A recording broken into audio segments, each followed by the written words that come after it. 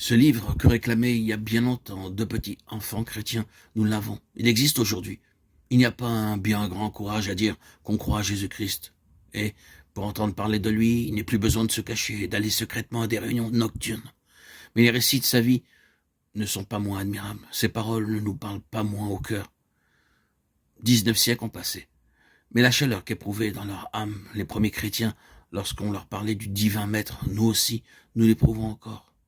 Ce livre qui rapporte les actions de Jésus et qui répète ses paroles est le plus pur trésor de l'humanité. On l'appelle l'Évangile. Pourquoi? C'est la traduction en français d'un terme grec qui veut dire bonne nouvelle. Et vous comprenez pourquoi bonne nouvelle? Le message que Jésus est venu apporter au monde. Bonne nouvelle, l'exemple qu'il donne à chacun de nous par ses actions. Oui, bonne nouvelle en vérité. Et la meilleure qui ait jamais été annoncée au monde. Si l'humanité voulait l'écouter, elle ne serait pas ce qu'elle est, pleine de méchanceté, de violence, de misère. Et tout y marcherait beaucoup mieux. Comment fut écrit ce livre? Exactement comme le souhaitaient les petits amis d'il y a 19 siècles dont nous avons rapporté les paroles.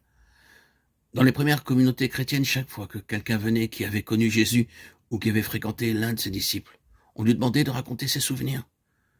Ainsi avons-nous vu faire à Marc.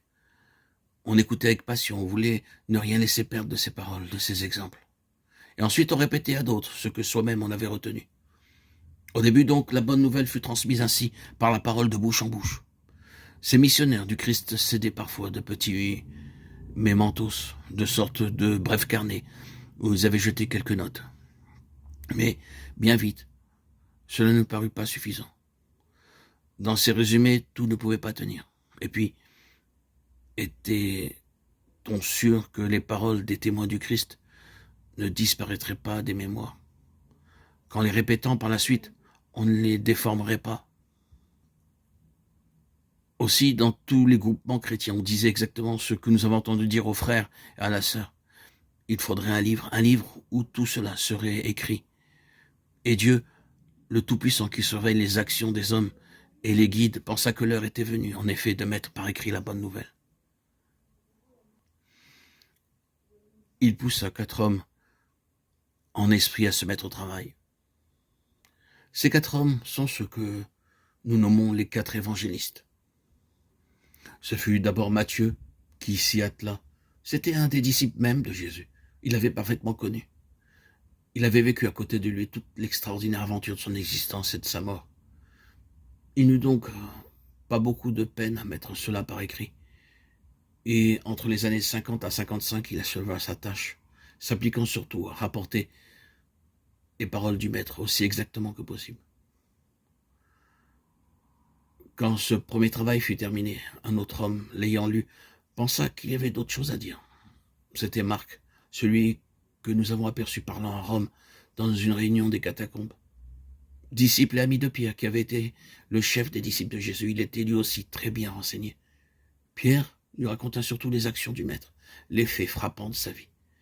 Et entre les années 55 et 62, Marc mit par écrit ce nouveau témoignage qui vint s'ajouter au premier.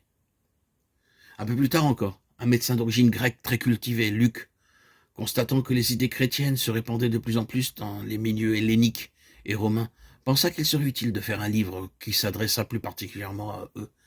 Et il écrivit au cours de l'année 63 un nouvel ouvrage, dans une jolie langue élégante qui devait toucher les gens instruits. En outre, comme il avait connu Marie, la mère de Jésus, il put rapporter beaucoup de détails sur l'enfance du maître. Et son livre eut ainsi des parties tout à fait originales, délicieuses. Enfin, beaucoup plus tard, une 4e partie s'ajouta aux 3 premières. Elle fut l'œuvre de Jean, lui aussi, comme Matthieu. Il avait été un disciple de Jésus, le plus jeune des disciples. On disait même le préféré. Au temps où le Christ vivait, c'était un jeune homme. Devenu très vieux, vers l'année 100, il pensa « Je ne dois pas mourir sans avoir écrit ce que j'ai entendu de mes oreilles, sans laisser aux hommes ce que le Maître m'a dit, quand je me penchai sur son épaule. » Bien qu'il fût sans doute à peu près centenaire, Dieu lui donna la force d'écrire un admirable 4e texte qui achève merveilleusement les 3 premiers. Ainsi donc fut établi ce que nous appelons l'Évangile. c'est-à-dire l'ensemble des 4 textes, des 4 évangiles de saint Matthieu, de saint Marc, de saint Luc et de saint Jean. Ces 4 textes se complètent l'un l'autre. Parfois, ils se répètent. En d'autres points, chacun apporte un détail nouveau. Mais tout l'ensemble est une seule chose, un seul enseignement, un seul livre. Le livre de la bonne nouvelle apporté par Jésus. Vous rendez-vous compte, maintenant, de la chance que nous avons de posséder ce merveilleux petit ouvrage? Comprenez-vous tout ce qu'il nous donne de lumière et de vérité? Lorsque vous allez à l'église le dimanche, vous en entendez lire un fragment, mais c'est d'un bout à l'autre qu'il faut le suivre. Car rien n'y est inutile, tout y est beau. C'est l'ensemble donc de l'évangile que je veux ici vous faire connaître. Et je suis bien sûr qu'à en découvrir les chapitres, vous éprouverez autant de passion, autant d'enthousiasme que si vous aviez écouté les récits en secret au fond de quelques catacombes il y a près de 1900 ans.